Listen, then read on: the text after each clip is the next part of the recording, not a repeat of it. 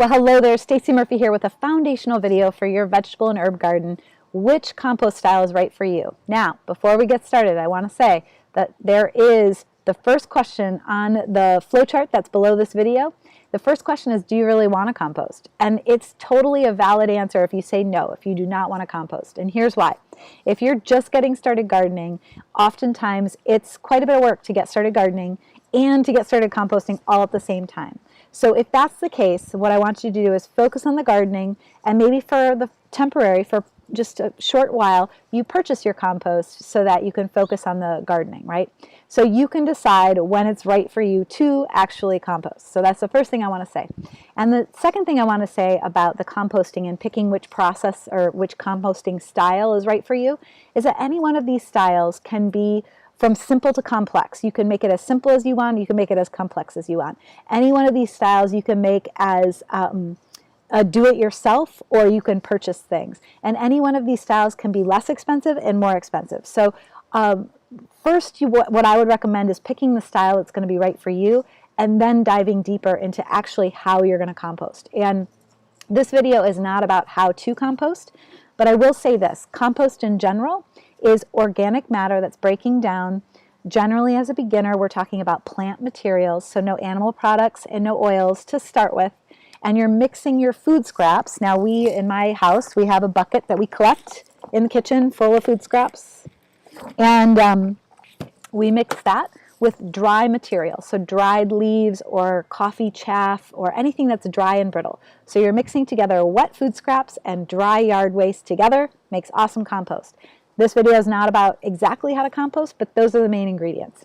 So let's talk about how to pick the compost style that's right for you. All right, so valid question, do you want to compost? It's okay if you don't. You would purchase bags, and there's a calculator for how much compost that you would have to buy if you don't make your own. And when you look at the calculator and you see how much compost you might need in a year, you start to understand why it becomes more efficient to create your own, because you have it on demand and it can become cheaper over time. So, okay, so let's say now you do want to compost. Your next question you want to ask yourself is, do you want to just bury your food scraps out in the yard? And because most people, when they're composting, the thing that they have the most of is food scraps. There are other things to compost, but it's generally the thing that is the most available for people to compost, whether they're in the city or the suburbs or the countryside. So do you want to just bury your food scraps right underneath the soil? So it's possible to do that. The earthworms will break it down, all the beneficial bugs will break it down. But the question you want to ask yourself is, do you have an animal that might dig it up? Because if there is, you don't want to just bury it, all right? Your style that you want to use is called Bokashi, and it's very different than any other of the composting styles that we're going to talk about today. It is a composting style that requires no air. It happens right in a bucket, and the word Bokashi is a Japanese style of fermentation of food scraps. And what you'll need to do is buy or make some bran, which is basically this lightweight material that you mix with the food scraps. And all you have to do is basically, all you need is a bucket, and preferably with a spout, but you can do it without the spout. And basically what you're going to do with Bokashi is you're going to collect your food scraps in the bucket, you're going to dump in some bran, it's going to ferment in the bucket, and you're going to keep it closed, and then you're just going to go out one day and you're going to bury it after a couple weeks. So it's super simple. That's for people who want to bury their food scraps, but they might have animals. So what it's going to do is it's going to pre-ferment the food so that no animals will want to dig it up. All right. Okay, so let's say you don't have animals that will dig it up. Then you have a couple different styles that you might want to use your food scraps. One is a lasagna style garden bed, which I'll talk about in a second, and the other would be like a trench or a keyhole style composting system, where you're basically, in all three of these systems, you're combining your garden bed with your compost. So you're basically like composting in place. Now with these composting in place systems, what you're going to do, so there's the lasagna style bed, which is basically like lasagna, layering up food scraps and yard waste on top of your soil. This is how some people make built up vegetable gardens. If you're doing this, if you're burying food scraps in a pile of organic matter, you want to put the food scraps near the bottom and make sure it's covered with a lot of other material. And And that style is good for somebody who has some time between when they are creating the bed and when they're planting it. It might take a little while for all of those things to start to decompose before a vegetable garden will grow really well.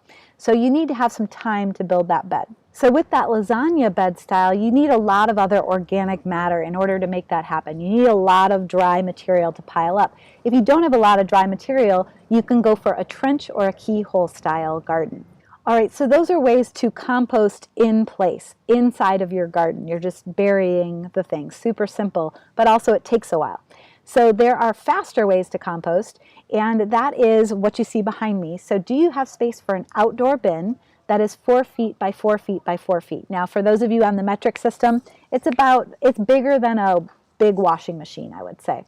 And that space outdoors, it can be anywhere. Preferably, it goes in the shade. Actually, this doesn't need to be something that goes in the sun. This actually can go really well in the shade. So it can go anywhere. Oftentimes people put it somewhere out of the way. Or I put it near where you're going to use it, but put it out of the way of vision. A lot of people do that. So then the next question is, do you have big piles of organic matter to help break things down? Do you have big piles of food? Are you a big family with lots of food scraps? Because if you have big piles of stuff to compost, then you probably want something like what's behind me. You probably want some sort of bin that you might make yourself or a bin that you purchase, all right? And another question you might want to ask yourself is whether or not you want to work with worms. And working with worms is a lot of fun. You can do that indoors or outdoors. It can be lots of different scales. The only thing about worms that I will say is that worms like a very particular temperature range between 50 degrees Fahrenheit and 80 degrees Fahrenheit, which is about 10 degrees Celsius to like 25 degrees Celsius. And if your worms if it gets too cold or too hot, those worms will die out. So you can do worm composting, just know that it has to be a certain temperature range. So you could do it in your garage, and in the winter you might want to make sure they are somewhere warm if they're indoors. And when you're outdoors doing worm composting, you probably need a space that gets heat year-round, all right? Okay, so the next questions you want to ask yourself is, do you prefer to purchase or do you want to build your own? And so behind me we have two different options. You can buy lots of different styles that are easy to use, that simply open and close. This one actually does some turning too. Or you can build one yourself, and this is a very inexpensive palette. So do you want to build one yourself or do you want to buy one? And you can, both of them, you can make them very expensive or very inexpensive, depending on what your choice is. And the last question you want to ask yourself is, do you care how fast your compost happens? Because if you choose certain compost styles, the composting will be faster or slower. So in these compost bins that are very big, we can make composting happen very quickly. But when you buy a smaller composting bin, it happens slower. Or if you compost in your beds, that's when composting happens slower as well. And then, like I said, once you decide which composting style is right for you, then you start to go into the details of how it's going to work, how to make it most efficient, and it can change. So over time, what we've noticed here is that we have kind of a combination of a pre-bought and a homemade, and we use it all. And so over time, you're going to notice that you prefer different styles, and that's okay. So go ahead and download those tools, figure out which one is right for you, and get composting.